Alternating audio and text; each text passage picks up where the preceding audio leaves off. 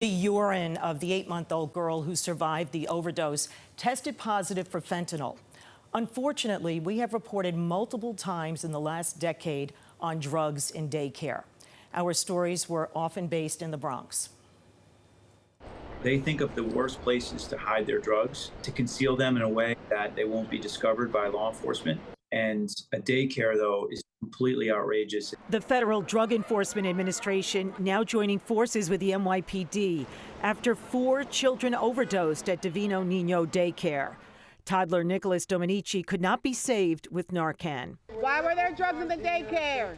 Court papers revealed a kilo of suspected fentanyl was found in the daycare's hallway closet. A kilo of fentanyl in its purest form can kill up to 500,000 people. Sadly, it was not the first time small Bronx children have been put at risk in daycare.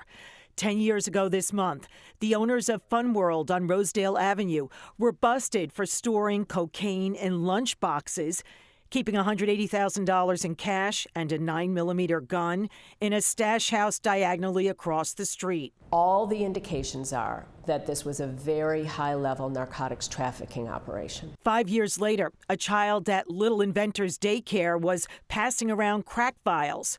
One little girl ate some of the drug before she spit it out. Looked like rocks or pebbles. The previous incidents did not involve a child dying.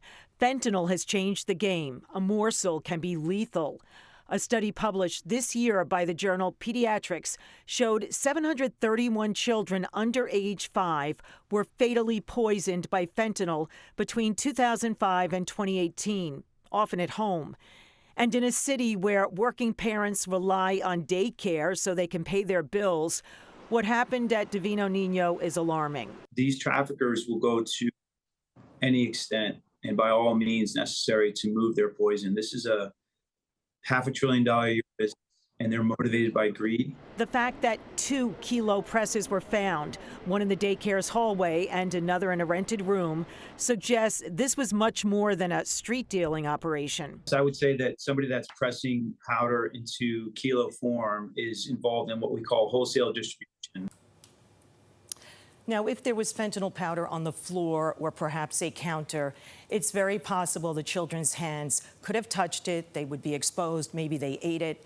The DEA is holding a fentanyl and poisoning summit at John Jay College on October 3rd with information all of us can benefit from.